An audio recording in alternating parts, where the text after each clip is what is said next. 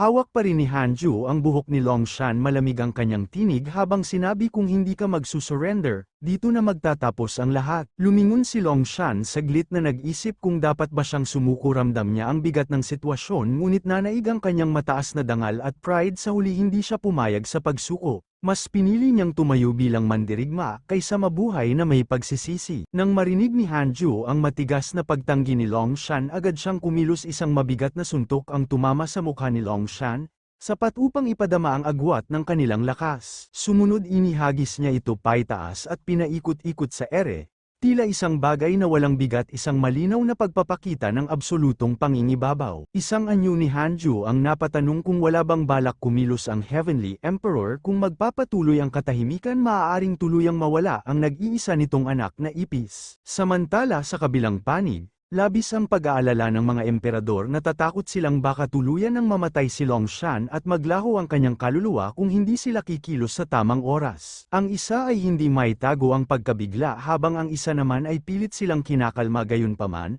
malinaw sa lahat ang katotohanan, wala silang magagawa sa ngayon. Sa huli, sabay-sabay nilang ibinaling ang tingin sa kanilang kamahalan, nagtatanong sa katahimikan, kikilos ba tayo o hahayaan nating magpasya ang kapalaran? Habang nananatiling tahimik ang Heavenly Emperor, isang tinig ang biglang nagsalita mula sa hanay ng mga naroon. Iminungkahi nito na maaari nilang kunin si Hanjo at dalhin sa Divine Palace, upang hindi na siya makapunta pa sa Buddhist sect. Pagkatapos nito, dahan-daang tumingin ang Heavenly Emperor sa isang general at nagtanong kung kailangan ba talaga nilang kunin si Hanju o kung markahan lamang siya, isang palatandaan na maaaring gamitin sakaling kailanganin nila itong matuntun kung saan siya nagtatago. Sa isipan ni Longshan, paulit-ulit siyang humihingi. Nang paumanhin, aminado siyang hindi talaga niya kayang talunin ng ating bida. Tahimik siyang umiiyak habang patuloy pa ring pinaikot-ikot ni Hanjo ang kanyang katawan na tila wala itong bigat. Samantala unti-unti nang nagngangalit si Hanjo sa kanyang isipan, malinaw ang isang bagay hanggang sa huli. Pinananatili pa rin ni Longshan ang isang one-star na puot. Doon niya napagtanto na kahit nasa bingit na ng pagkatalo, may paninindigan at backbone pa rin si Longshan, isang katangiang bihira at hindi basta-basta nawawala kahit sa harap ng ganap na pagkatalo. Itinaas na ni Hanju ang kanyang kamay,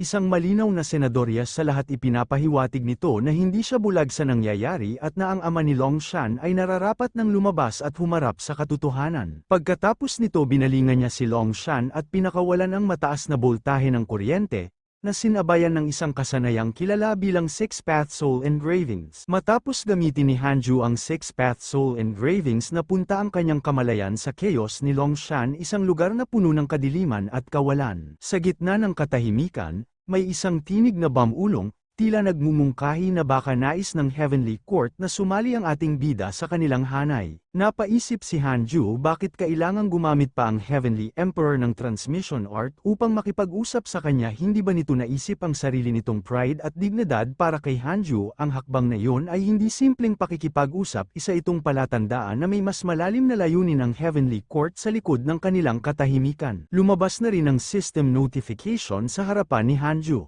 Natuklasan, inanyayahan ka ng Heavenly Emperor na sumali sa Heavenly Court. Mayroon kang mga sumusunod na pagpipilian. Ang nakasaad sa system ni Hanjo ay may pulang alerto, malinaw na nagpapahiwatig ng bigat ng desisyong kaharapin niya. Una, tanggapin makamit ang pabor ng Heavenly Emperor at tumanggap ng Heavenly Dao Spirit Stone. Pangwala, tanggihan kunin ang galit ng Heavenly Emperor at harapin ang walang katapusang pagtugis ng Heavenly Court. Bilang kapalit, tumanggap ng Mystical Power Inheritance at isang pinakamataas na kayamanan. Napagtanto ni Hanjo na ang alok ng Heavenly Emperor ay isang mabigat na desisyon. Kung tatanggapin niya ito, mawawala ng tagapagtanggol ang mortal world laban sa mga dayuhan at sa pang-aabuso ng Heavenly Court. Dahil dito naunawaan niyang ang kanyang pagpili ay hindi lang para sa sarili kundi para sa kapalaran ng maraming mundo. Dagdag pa ng Heavenly Emperor kay Hanjo na kung papayag ito sa kanilang alok, agad nilang ihihinto ang paglilinis sa mortal world at mananatiling buo ang kapalaran ng mga walang kasalanan. Ngunit nanatiling tahimik si Hanjo, bakas sa kanyang mga mata ang pag-aalinlangan at malalim na pag-iisip. Makalipas ang ilang sandali, nagsalita rin si Hanjo. Hiniling niya na bigyan siya ng kaunting panahon, isang saglit lamang, upang mapag-isipang mabuti ang desisyon bago siya tuluyang umakyat sa Heavenly Court. Hindi siya maaaring magdesisyon ng Padalos Dalos, sapagkat ang magiging kapalit nito ay hindi lamang ang kanyang buhay, kundi ang kapalaran ng buong mortal na daigdig. Matapos ang kanilang pag-uusap, unti-unting nagbago ang paligid ni Hanju. Ang madilim at mabigat na aura sa kanyang katawan ay naging kulay puti, tila ba hinuhugasan ang mga bakas ng kaguluhan at ibinabalik siya sa kanyang dating kalagayan. Lumipas pa ang ilang sandali at tuluyan ang bumalik sa normal ang lahat, ngunit bago pa man makagalaw si Hanju, biglang sumugod ang mga Heavenly Generals mula sa kalangitan. Ang kanilang presensya ay mabigat at puno ng puwersa, habang si Hanju ay nananatiling nakatayo sa tuktok ng kabundukan, tahimik, kalmado at handang harapin ang anumang kapalarang naghihintay sa kanya. Ipinaliwanag ng unang Heavenly Soldier na ang katotohanang hindi sila pinatay ni Hanju ay isang malinaw na senyales, ibig sabihin wala siyang intensyong lubusang manakit o pumatay. Pinipigilan pa niya ang sarili dahil dito. Naisip ng sundalo kung dapat ba nilang samantalahin ang pagkakataon upang hulihin siya ng buhay. Ngunit agad ding nilinaw ang panganib, hindi nila kayang tapatan ang lakas ni Hanjo sa isang direktang labanan. Kung pipilitin nila siyang isiksik sa isang sulok at mawalan siya ng ibang pagpipilian, maaari siyang lumaban hanggang kamatayan. Kapag nangyari yun, tiyak na magiging kapahamakan ang kahihinatnan para sa kanila, hindi lamang dahil sa lakas ni Hanjo kundi dahil sa desperasyon ng isang taong wala ng uurungan. Dahil sa walang tigil na pagtatalo at kadaldalan ng mga sundalo, tuluyang nainis si Hanju upang ipakita ang kanyang pagkainip at ganap na kontrol sa sitwasyon. Basta na lamang niyang pinalo si Long Shan, gamit ang mismong mukha nito bilang babala dahil sa lakas ng tama. Napasinghap si Long Shan at napaluwa dahil sa matinding sakit, habang lalong tumahimik ang paligid. Agad na sinalo ng mga Heavenly Soldier ang kaluluwa ni Long Shan upang hindi ito tuluyang maglaho. Gayunpaman, lalo lamang nainis si Hanjo sa kanilang pagkilos. Malamig niyang inutusan ang mga sundalo na kunin na si Long Shan at agad na umalis sa Mortal World, na para bang wala na siyang interes pang makialam. Sa di kalayuan, biglang napatigil ang elepante habang mahigpit na hawak ang kanyang remote. Halatang nabigla sa isang papalapit na presensya na kanyang nakita. Dahil dito, napatingala rin ang mga mortal, nagtataka kung ano ang tinitingnan ng maliit na elepante. Maging si Hanjo ay napatingin din paitaas. Sinusundan ang direksyong tinitingnan ng lahat upang makita kung ano ang nasa kalangitan. Sa sandaling yun, may isang emperor ang nagpaliwanag ng seryoso. Ito ay galaw ng Heavenly daw. Ang sinaunang immortal na sandata, ang Eternal Bell, ay ipinapadala na mismo sa Mortal World. Mula sa Golden Palace of the Ninth Heavens, ipinahayag ang utos ng emperador. Ang mortal na mundo ay naging madilim, nabahira ng demonyong miasma sa pamamagitan ng tama. Ito ay dapat ganap na malinis upang maibalik ang balanse sa pagitan ng langit at lupa, ngunit lumitaw ang isang nilalang na naantig ng habag para sa lahat. Nang nabubuhay na nilalang, handang isakripisyo ang sarili upang tabyusan ang lahat ng kaluluwa. Ang kanilang puso ay nagniningning ng maliwanag at ang kanilang kabutihan ay tumindig. Dahil dito nanatili ang kapahamakan at bumalik ang kapayapaan sa mundo ngayon sa pamamagitan ng utos ng imperial. Hayaang alalahanin ng lahat ng Three Realms ang dakilang merito na ito. Ang kanilang pangalan ay dapat nakasulat sa mga talaang celestial at pararangalan para sa 1,000 autumns. Hayaang pahalagahan ng lahat ng nilalang ng mortal na kaharian ang biyayang ito at huwag kalimutan ang kabutihang ito ay ipinag-utos. Matapos lumapag sa Mortal World, umilo ng napakalakas ang Eternal Bell sa tindi ng liwanag nito. Ang madidilim na hamog ay dahan-daang nalinis at naglaho, kahit yaong pinakamasamang miasma ay hindi nakaligtas. Ang mga bundok na kanina'y ganap na wasak ay unti-unting muling nabuo, tila binaligtad ang pagkawasak ng panahon. Ang lupa ay huminga muli ng buhay, at ang mga guho ay bumalik sa kanilang dating anyo. Lahat ay dulot ng kapangyarihan ng Eternal Bell. Ang banal na liwanag nito ay kumalat sa buong mundo saan mang dako ito umabot, gaano man kadilim ang nakaraan.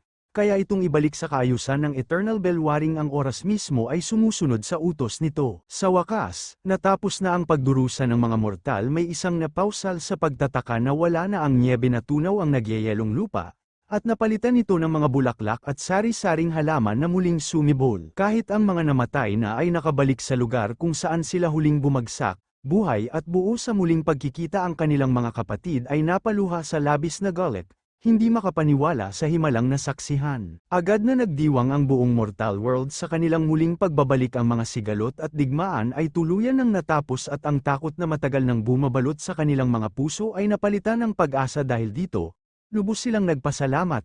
Inukit sa kanilang alaala ang araw na iyon bilang simula ng bagong kapayapaan. Nag-utos ang Heavenly Court na lisanin na ng lahat ng sundalo ang Mortal World upang tuluyang maibalik ang kapayapaan. Agad namang sumunod ang mga Heavenly Soldier, Isa-isang naglaho sa kalangitan sa ibaba nagdiwang ang mga mortal sa wakas nakaligtas sila matapos ang ilang dekadang digmaan at panganib ang takot at pangamba na matagal nang bumabalot sa kanilang buhay ay napalitan ng sigla at pasasalamat. Sa isipan ni Hanju na pagtanto niya na may kredibilidad pa rin pala ang Heavenly Court kahit pa sila ay naging sanhi ng mahabang sigalot habang iniisip niya ito dahan-daang naglalaho ang mga vortex sa kalangitan. Tila tuluyang nagsasara ang koneksyon ng langit at lupa sa sandaling iyon lumitaw ang system notification sa harapan ni Hanju napansin ng system na ang Heavenly Emperor ay nakabuo ng kanais-nais na impresyon sa iyo kasalukuyang favorability 3 stars pinili mong sumali sa Heavenly Court nakakuha ka ng Heavenly Dao Spirit Stone. Narito ang impormasyon tungkol sa Heavenly Emperor ang Lord of the Heavenly Court ang hindi masusukat na emperador siya ang nag-uutos sa lahat ng mga immortal at Diyos ang kanyang ugali ay hindi maaarak at lampas sa karaniwang pag-unawa dahil sa iyong natatanging talento nakabuo siya ng magandang impresyon sa iyo. Isa pang hindi kilalang cultivation. Ano nga ba ang ibig sabihin ng hindi masusukat na emperador? Hindi ko rin maisip tatanungin ko na lang si Big Bro sa susunod na pagkakataon ang mahalaga ay ligtas ang lahat. Mula sa malayo, isa-isang nagsiliparan ang mga disipulo patungo sa ating bida. Habang papalapit, marahan nilang tinatawag ang kanilang dakilang Panginoon si Hanju. Dahilan upang agad nitong makuha ang kanyang atensyon. Isa sa mga disipulo ay napaluha puno ng pasasalamat habang nagsasalita ayon sa kanya ibinigay ni Hanju ang kalayaan sa buong mortal world kaya't labis ang kanilang pasasalamat sa dakilang kabutihang loob na ipinamalas niya. Isa pang disipulo ang nagsalita upang magpatibay ng sinabi ng nauna marami na raw ang nag-aaral ng cultivation sa buong mundo ngunit ni isa man ay wala silang nagawang maitulong sa digmaan at mga pagsubok na naganap dahil dito nagtanong sila maaari ba niyang kumpirmahin ang kinabukasan ng mortal world sa kabila nito kahit ang mismong asawa ni Hanjo ay nalulumbay, lalo na kapag naaalala ang libu-libong taon ng paghihirap at pagkakahiwalay na kanilang dinaanan. Sa kabilang eksena abala ang lima sa pag-uusap tungkol sa labanan ni Longshan at Hanjo nakakuha kasi sila ng recording sa mirror. Kaya ngayon pinagdedebatehan nila kung paano maiiwasan si Hanjo at hindi maging kaaway sa hinaharap. Habang nag-uusap may isa na minamadali ang may hawak na mirror gustong makita ang labanan ng dalawa ng personal at detalyado hindi nag-aksaya ng oras agad niyang inutusan ang Celestial Venerable of Thunder Universal Transformation Supreme Response of the Nine Heavens na ipakita o buksan ang eksena. Kaya naman sobrang bagal ng loading screen ng kanilang mirror kaya't nagtanong ang isa hindi ba siya naka-premium sa subscribers natin halos pinagkaguluhan na nila ang mirror sa pagka-frustrate hanggang sa nakakuha ito ng atensyon ng isang babaeng may dalawang sungay agad siyang napalingon nang marinig ang pangalan ng Scarlet Cloud Realm na nabanggit halatang nagulat at interesado sa eksena. Sabi pa ng may hawak ng mirror screen sulit na masaksihan ang ganitong makapangyarihang nilalang kahit pa 3 beses ang orihinal na presyo. Hindi nila namamalayan na nakalapit na pala sa kanilang likuran ang babae abala sila sa panunood ng labanan ni Hanjo at Longshan. Ngunit sa kabila ng inaasahan nilang dramatikong eksena ang unang lumabas sa mirror screen ay ang ilong ni Hanjo. Nagtaka ang isa ano itong lumabas na ito muna dahil dito nagalit ang isang nilalang na nanonood sa mirror screen ang inaasahan nilang epic battle ay naging katatawanan sa halip bakit may buhok ang ilong ni Hanjo reklamo niya dagdag pa ng isa at ang pera na ipinundar sa loob ng 300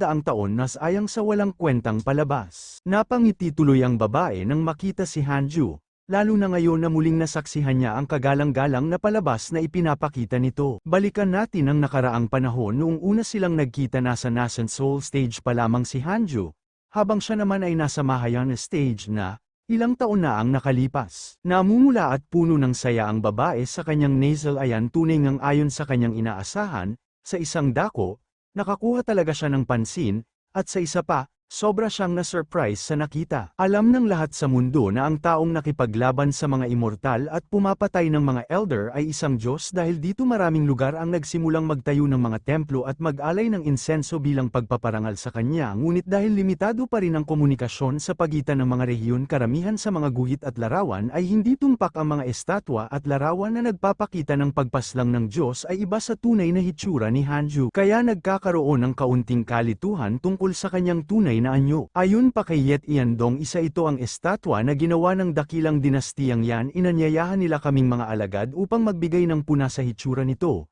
Hindi masama ang kalidad, walang malaking problema sa pangkalahatan. Ano sa tingin ninyo? Biglang sumagot si Dumplinghead. Tama ang itsura ni Master pero may ilang maliliit na detalye pa na kailangan i-adjust upang mas maging perpekto ang pagkakahugis at pagkakakapture ng kanyang presensya. Maraming pagbabago ang kailangang gawin sa estatwa. Isa sa mga pangunahing dahilan kung bakit narito sila ngayon ay upang ayusin ang momento dahil wala ang bang sa hitsura ng ating bida na mahalaga para sa tamang representasyon niya. Bawat detalye ay sinusuri ng mabuti at ang mga alagad ay nagtutulungan upang siguraduhin na ang estatwa ay tumpak at kaaya-ayang pagmasdan mula sa mata hanggang sa bawat hibla ng buhok. Lubos na nagalit si Dumplinghead kaya binato niya ang blueprint na hawak niya at sabay ng sarkastikong pagbibiro, kung ganito ang guhit, paano ba nila i-advertise ang imahe ng ating master? Sobrang pangit. Tumuto naman ang isa, medyo kalmado. Bakit tayo magrereklamo para naman ito sa lahat ng ating tagasunod at alagad? Dagdag pa ng isa, mas gusto rin ni Hanju ang mababang profile. Sa ganitong paraan malilito ang kanilang mga kaaway at hindi nila agad matutukoy ang totoong master. Habang patuloy na nagtatalo ang dalawa, walang pakialam si Gun Shingen para sa kanya.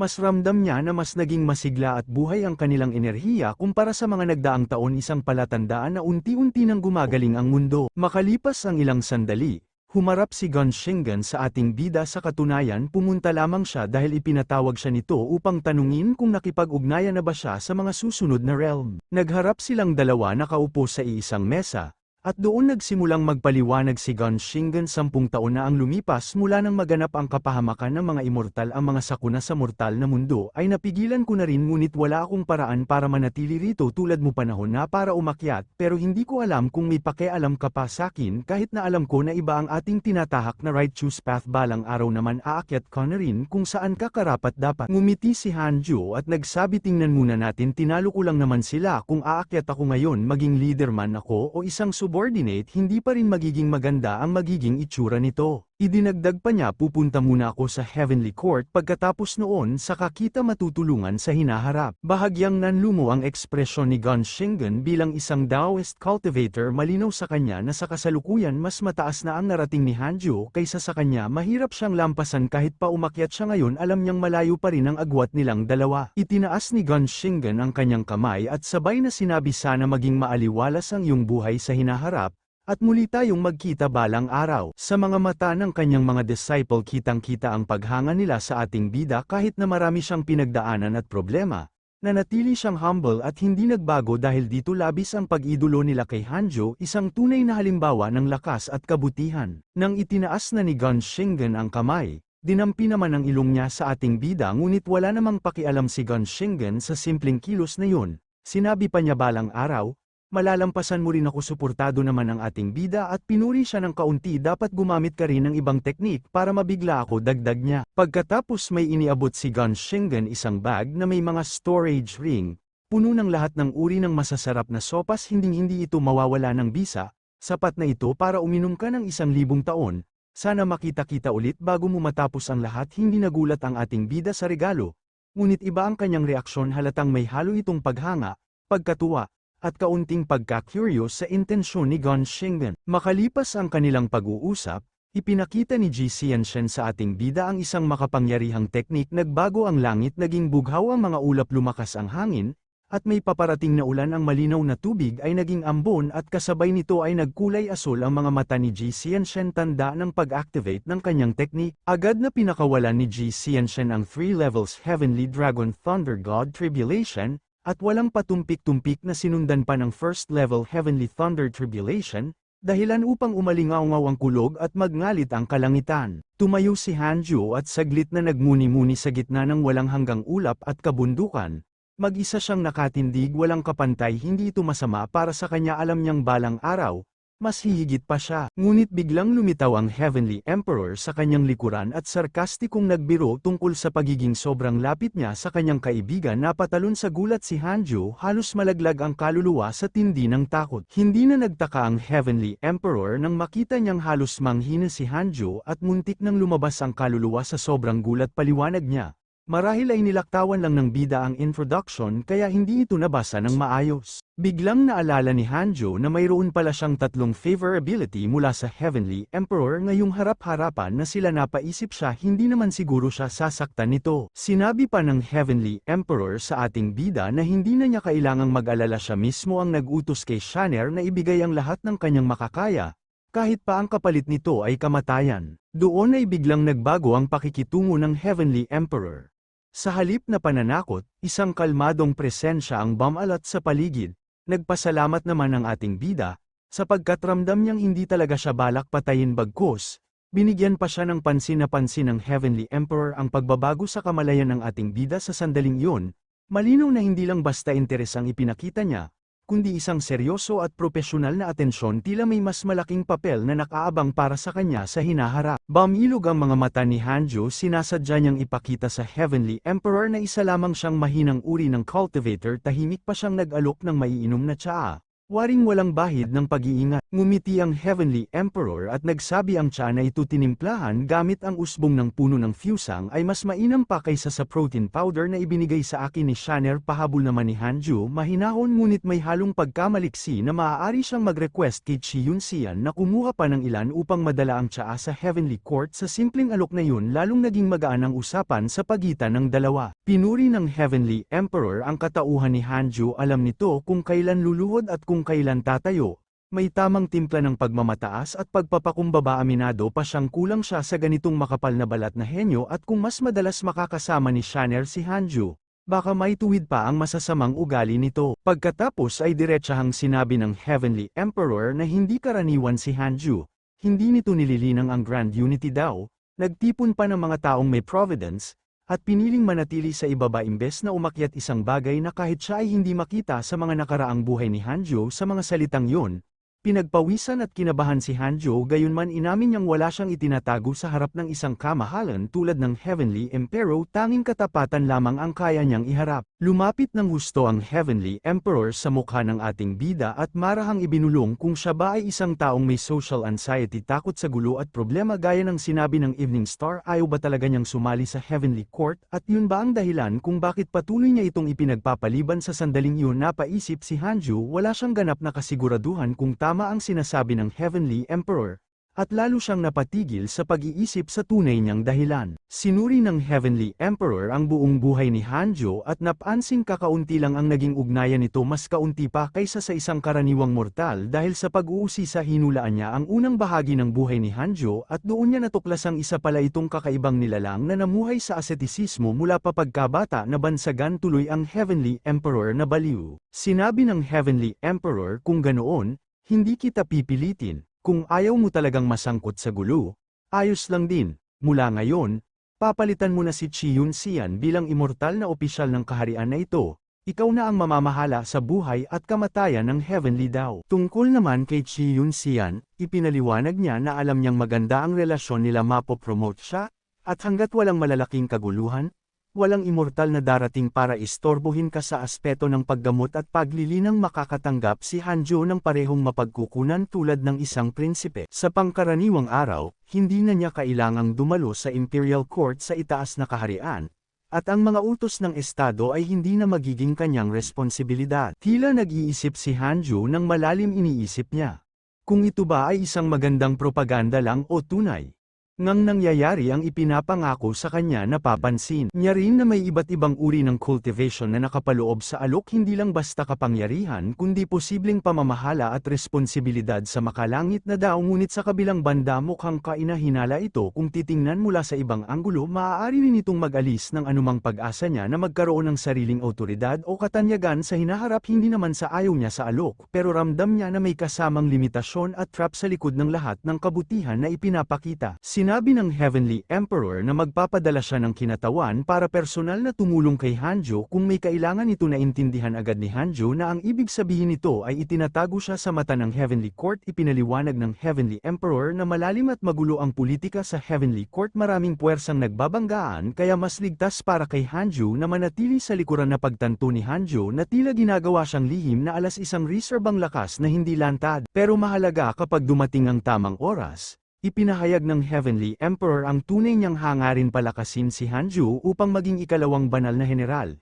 Isang nilalang na siya lamang ang susundin na bigla si Hanju sa bigat ng alok. Hindi ito simpleng promosyon kundi isang lihim na posisyong puno ng panganib at kapangyarihan sa sandaling iyon na pagtanto niya na ang desisyong ito ay maaaring magtakda ng kanyang kapalaran manatiling tahimik sa anino, o tumayo bilang sandatang magpapayanig sa langit. Puno ng kaseryosohan ang mukha ng ating bida habang mariing sinabi niya hindi ako maglakas loob na umakyat dahil wala akong maaasahan sa itaas na kaharian at hindi ko kayang ipagtanggol ang aking sarili laban sa aking mga kaaway. Agad namang sumagot ang Heavenly Emperor. May matalim ngunit kalmadong tinig, hindi mo kailangang mag-alala tungkol sa nakaraan, gampanan mo lang ang iyong papel bilang isang secret weapon. Sa simpleng pahayag na iyon, malinaw na ipinapakita ng Emperor na ang tiwala niya kay Hanju ay hindi batay sa nakaraan, kundi sa potensyal nitong lihim at kapaki-pakinabang sa hinaharap.